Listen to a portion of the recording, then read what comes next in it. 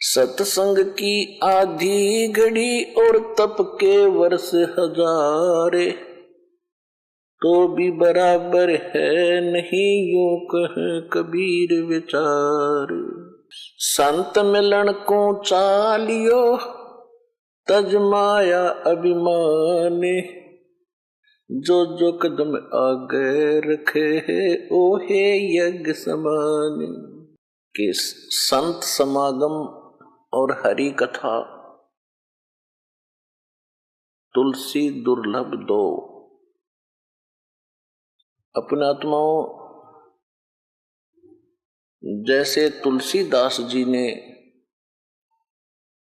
अपनी अनुभव की वाणी बोली है, वो केवल श्री रामचंद्र जी तक सीमित थे।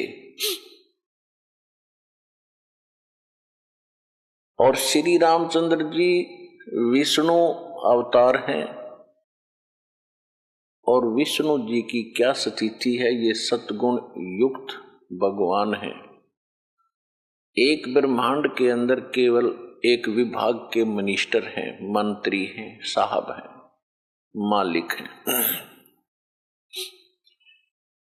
और जो आदरणीय गरीबदास साहिब जी और पूर्ण परमात्मा ने स्वयं आकर जो ज्ञान दिया है, आदरणीय गरीबदास साहिब जी को जो ज्ञान दिया है, और कबीर परमेश्वर जी, क्योंकि परमात्मा अपना यथार्थ ज्ञान स्वयं ही बताने आते हैं, ये आपको प्रमाणित बहुत बार कर दिया है। तो उस वाणी में और इस वाणी में बहुत अंतर है। अब जैसे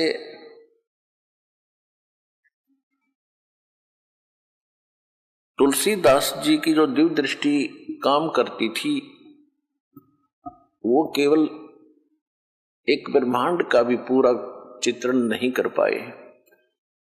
और आदरणीय गरीबदास साहिब जी को परमात्मा मिले थे, पूर्ण ब्रह्म कबीर परमेश्वर जी, उन्होंने ज्ञान योग खोल दिया था, दिव्य दृष्टि खोल दी थी।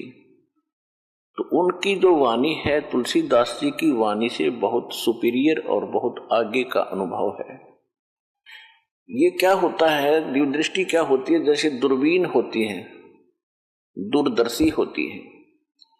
एक दूरदर्शी की रेंज होती है ज्यादा से ज्यादा 1 किलोमीटर तक देख सकती है, और एक देख लेती है सितारों तक, लाखों किलोमीटर तक। तो इसी प्रकार इनकी दिव्य दृष्टि में अंतर था, और दिव्य दृष्टि के आधार से ही फिर उन्होंने वाणी बोली है। अब जहां तुलसीदास जी ने कहा कि सुत दारा और लक्ष्मी ये पापी घर भी हो, और संत समागम हरि कथा तुलसी दुर्लभ दो।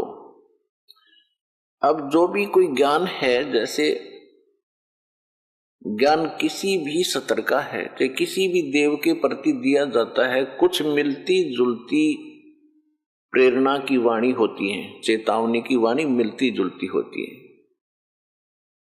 कैसे होती है?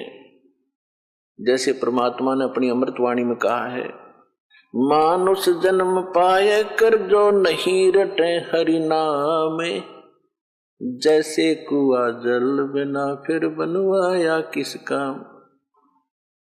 एक तो तुलसीदास जी कह रहे हैं कि संत समागम और हरि कथा तुलसी दुर्लभ दो।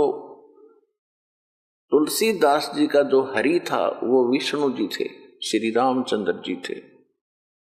और यहां परमात्मा ने जो वाणी बोली है कि मानुष जन्म पाए कर जो नहीं रटे हरि नाम, वो हरि, वो मालिक, वो स्वयं के लिए कह रहे थे, जो पूर्ण ब्रह्म परमात्मा असंग ब्रह्मांड के स्वामी, उसकी भक्ति करे बिना बात नहीं बने।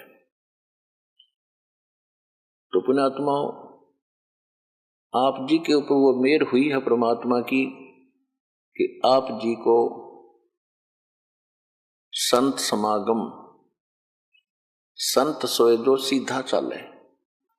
संत उसी को कहते हैं जो सब बुराइयों को त्याग कर भक्ति पर लगा हुआ है और किसी को दुख नहीं देता, परमात्मा से डरता है, उसको संत कहते हैं। संत मीन एक अच्छी आत्मा, सुलझा हुआ व्यक्ति। फिर सतगुरु संत फिर सतगुरु अलग होते हैं, संत तो सभी होते हैं, भक्त साधु संत होते हैं जो सद गए हुए साधु, बुराइयों से हट गए, परमात्मा की भक्ति में लग गए, वो संत है। तो आपका यहां आगमन ये संत समागम है। और फिर बताते हैं कि गुरु बिन काहू न पाया ज्ञाना, जो थो था बुस छिड़े मूड किसाना। गुरु बिन वेद पढ़े जो प्राणी, समझन सोर रहे अज्ञानी। तो संत बनाने के लिए सतगुरु की आवश्यकता पड़ती है। तो आपको सतगुरु भी मिले। संत सतगुरु संत भी होते हैं, लेकिन उनके अंदर क्वालिटी सतगुरु की भिन्न होती है। तो ये संत समागम आपको मिला है। यहां आप बैठते हो, सत्संग सुनते हो, फिर आपस में पुराने भाई बहन आपको मिलते हैं, उनका अनुभव सुनते हो। तो यहां सारा दिन आपका परमात्मा के ही विषय में चर्चा में आपका यो अनमोल जीवन, मनुष्य जीवन का ये समय व्यतीत होता है। इसके अतिरिक्त आप कहीं और बैठते हो, किसी रिश्तेदारी में जाते हो, कहीं भी किसी और संसार के व्यक्तियों के पास बैठते हो, तो ये बातें आपको वहां नहीं मिलेंगी, क्योंकि ये तो संत समागम से ही स्टार्ट होती हैं। सतगुरु बताते हैं, फिर साधु संत भक्त आगे उस ज्ञान को फैलाते हैं। जैसे नकली गुरु मिले तो उन श्रद्धालुओं ने नकली ज्ञान फैला दिया, संसार में भर दिया ठोक ठोक के। अब ये रियल नॉलेज, स्पिरिचुअल नॉलेज, यथार्थ अध्यात्म ज्ञान आपको प्राप्त हो रहा है, आप इसको फिर आगे फैला रहे हो। तो जैसे वो अज्ञान फैल गया, वो तो लाखों वर्षों से फैल गया, और इस सत्य ज्ञान में इतनी ताकत होती है, ये अब सब जगह थोड़े ही दिनों में फैल जाएगा।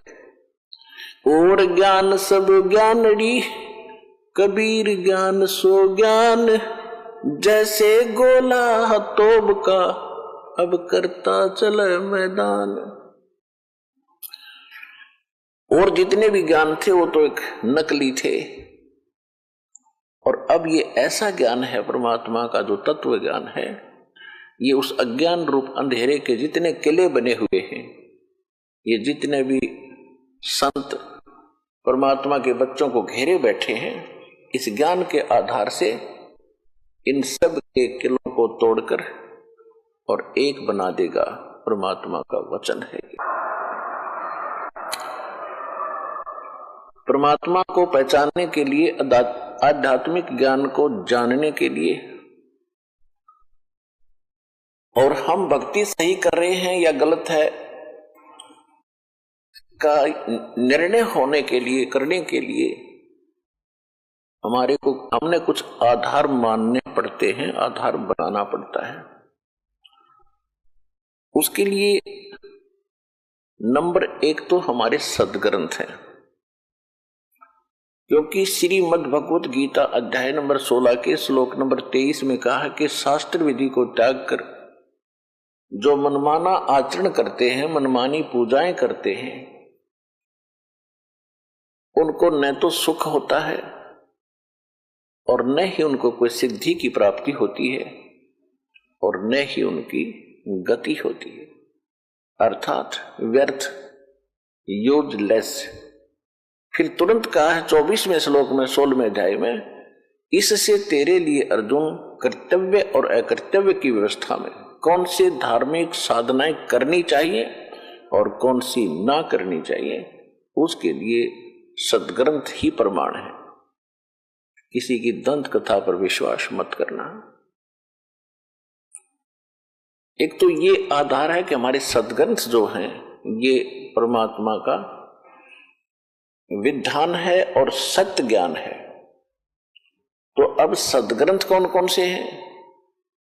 सबसे पहला ग्रंथ है सूक्ष्म वेद। सूक्ष्म वेद जिसको तत्व ज्ञान भी कहते हैं, और उसके विषय में गीता अध्याय नंबर 4 के श्लोक नंबर 32 में कहा है कि जैसे कि मैंने अर्जुन तेरे को गीता अध्याय नंबर 4 के श्लोक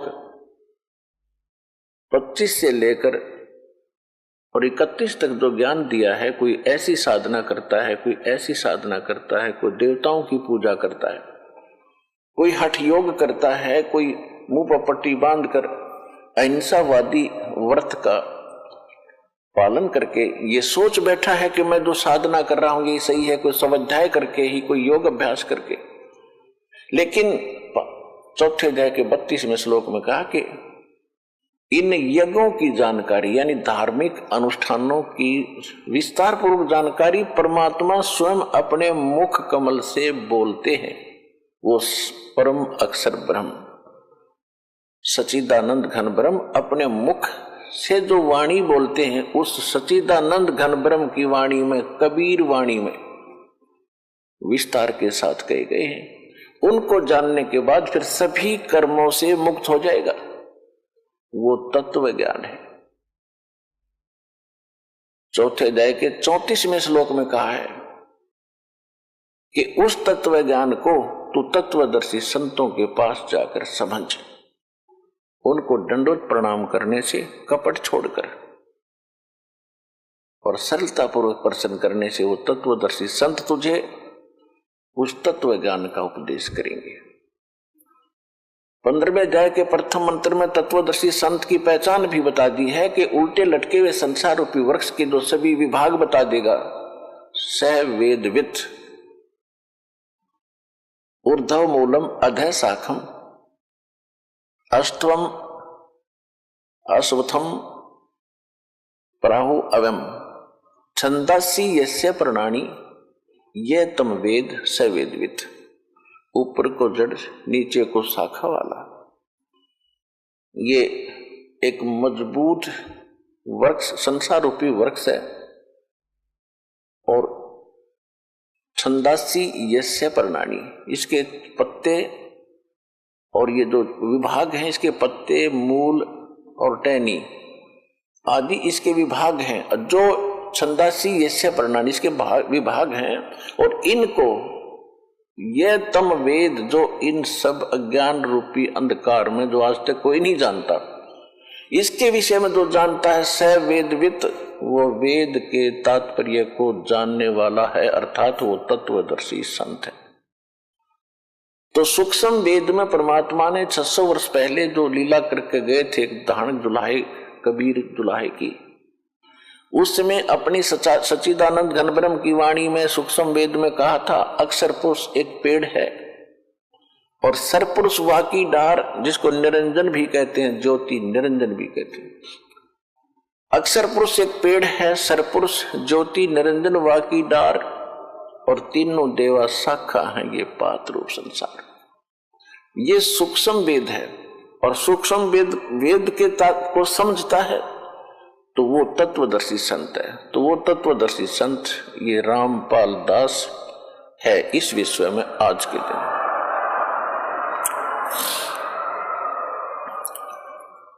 इस सूक्ष्म वेद की आवश्यकता क्यों पड़ी? परमात्मा ने स्वयं आकर ज्ञान क्यों बताना पड़ा? जब हम गलती करके सतलोक से और इस काल के साथ आगे थे,